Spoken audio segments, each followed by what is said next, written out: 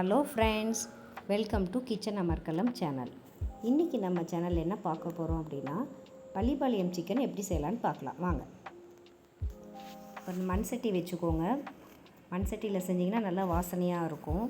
சட்டி காஞ்சனையும் நல்லெண்ணெய் ஊற்றிக்கோங்க. நல்லெண்ணெய் நல்லா டேஸ்ட்டாக இருக்கும்.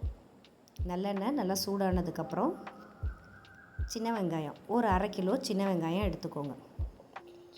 1 கிலோ சிக்கனுக்கு ஒரு 1/2 கேஜி எடுத்துக்கோங்க. ஸோ சிக்கன் வெங்காயத்தை போடுங்க.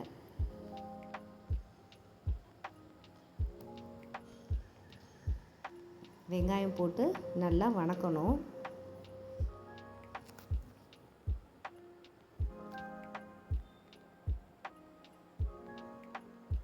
வெங்காயம் நல்லா வணக்கிட்டு இருக்கும்போது மிளகாய் கிள்ளி வச்சுக்கோங்க. 1 கிலோ சிக்கனுக்கு ஒரு 12 மிளகாய் போதும். வரமிளகாயை நல்லா கிள்ளி வச்சு அதில் போட்டுடுங்க. உங்களுக்கு காரம் இன்னும் நல்லா வேணும் அப்படின்னா இன்னும் ஒரு 4-5 மிளகாய் சேர்த்து போட்டுக்கோங்க.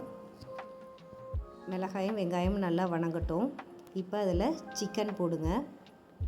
1 கிலோ சிக்கன் எடுத்திருக்கேன் நான். அந்த சிக்கன் போட்டு இப்போ நல்லா பிரட்டி விடுங்க.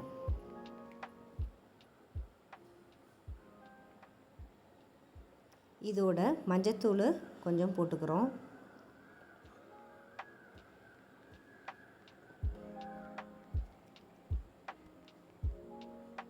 உப்பு வேணுங்கிற அளவுக்கு உப்பு போட்டுக்கோங்க. மஞ்சத்தூளும் உப்பும் போட்டுட்டு நல்லா கிளறி விடுங்க. நீங்கள் தண்ணியெல்லாம் எதுவுமே ஊற்ற வேண்டாம். சிக்கன்லேயே தண்ணி விட ஆரம்பிக்கும். நல்லா கிளறி விட்டு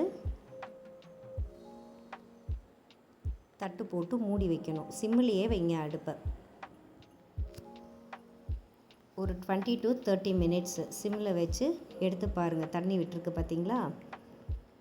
இப்போ திரும்ப கிளறி விடுங்க. விட்டுட்டு தேங்காயை நல்லா நைஸாக கீறி வச்சுக்கோங்க. தேங்காய் போட்டிங்கன்னா இன்னும் கூடுதல் சுவை கிடைக்கும். கீறி வச்ச தேங்காயை போட்டு நல்லா கிளறி விடுங்க.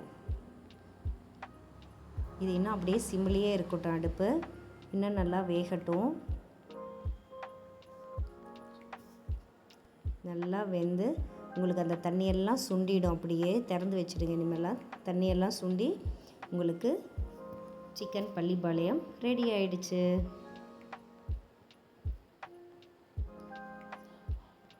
Now serve hot. இந்த வீடியோ உங்களுக்கு பிடிச்சிருந்தா லைக் பண்ணுங்கள், கமெண்ட் பண்ணுங்கள், சப்ஸ்கிரைப் பண்ணுங்கள். தேங்க்யூ ஃபார் வாட்சிங்.